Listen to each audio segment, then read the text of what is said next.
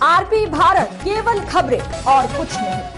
मरकच्चो प्रखंड मुख्यालय मरकच्चो स्थित सभागार में न्यायिक दंडाधिकारी प्रथम श्रेणी श्रीमती ज्योत्सना पांडे की अध्यक्षता में कानूनी सशक्तिकरण शिविर का आयोजन रविवार को किया गया। झारखंड विधिक सेवा प्राधिकार रांची एवं जिला विधिक सेवा प्राधिकार कोडरमा के निर्देशानुसार शिविर का आयोजन किया गया।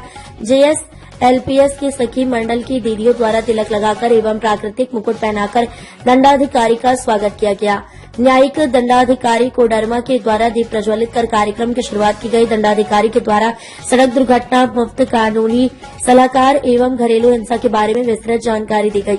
थाना प्रभारी मरकच्चो ने महिलाओं एवं घरेलू हिंसा से संबंधित मामलों को थाना में मध्यस्थता कर कम समय में मामला सुलझाने की विस्तार से जानकारी दी है। शिविर में सैकड़ों की संख्या में लोग मौजूद रहे। शिविर में पीएमएफएमई योजना के तहत लाभुक वसुधा देवी को 1,89,000 की योजना का लाभ दिया गया। 6 job card, 5 pension, 4 ration card तथा 5 लाभुकों के बीच आंगनबाड़ी की तरफ से कंबल एवं खाद्य सामग्री का वितरण किया गया। मंच का संचालन लेखराज दास एवं सियाराम सिंह के द्वारा किया गया। बैठक में अंचल अधिकारी श्री परमेश्वर कुशवाहा, थाना प्रभारी श्री नंदकिशोर तिवारी, सीडीपीओ गीता सोए, बीपीआरओ सियाराम सिंह, प्रखंड आपूर्ति पदाधिकारी जमीला खातून, ए चित्रंजन कुमार, मुखिया रंजीत सिंह, जेएस एलपीएस से सूरज कुमार, शिक्षा विभाग से संतोष कुमार, पेंशन से दीपक कुमार, जैकी कुमार, राजेश कुमार, सूरज यादव, पीएलभी महेश्वरी, प्रसाद कुशवाहा, विकास रजक, पिंकी कुमारी, दिवाकर रोशन, सेविका आदि मौजूद रहे। अभी जो सरकारी वकील जितने रखे जाते हैं उन लोगों को बहुत ही अच्छे से ट्रेन करके और बहुत इंटरव्यू और इन सब के बाद छांट के उन लोगों को सिलेक्ट किया जाता है। तो जो भी बीएलएसए के पैनल एडवोकेट्स होते हैं जो आप लोगों को दिए जाते हैं फ्री में, जिसको भी जरूरत होता है, वो लोग मतलब आप समझिए कोर्ट के one of the best advocates होते हैं। तो वो प्रॉब्लम भी नहीं है। अगर आपको देखिए बहुत बार ऐसा होता है कि मानिए हमारी किसी से जमीन की लड़ाई चल रही है, कोई आया हमारे जमीन पे एक सेल डीड बना लिया है या कोई कागज बना लिया है और हम लोग जाते हैं और क्रिमिनल कोर्ट में केस कर लेते हैं, है ना।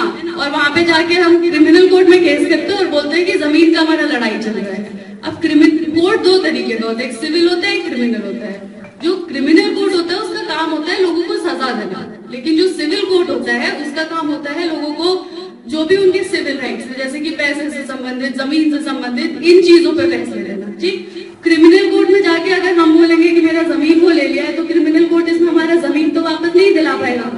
तो इस चीज के लिए आप लोग को बहुत स्पेसिफिक रहना है। देखिए हम लोग कोर्ट में देखते हैं रैम्पेंट ही होता है, 10-10 साल से लोग केस लड़ रहे हैं।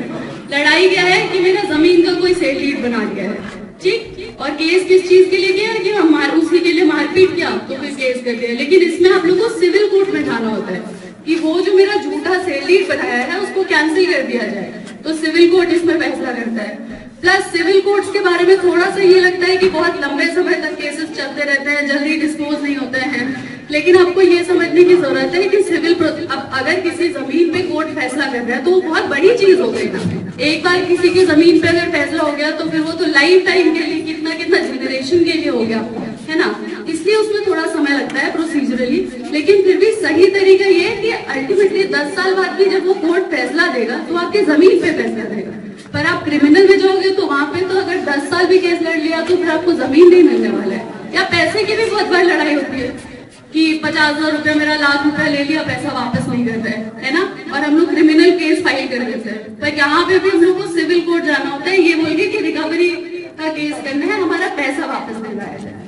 तो इसके लिए भी हमको लगता है बहुत बार थाना प्रभारी जो है आपके यहाँ समझाते ही है इस पॉइंट पे कि सिविल किस में होता है, क्रिमिनल किस में होता है। ये आप लोग को समझाने का कोशिश करते हैं, लेकिन आप लोगों को लगता है एफआईआर हो जाएगा तो हमें जल्दी राहत मिल जाएगा। तो ये चीज समझने के लिए भी और समझाने के लिए भी पीएलबीज है जो आपको प्रॉपर्ली गाइड करेंगे।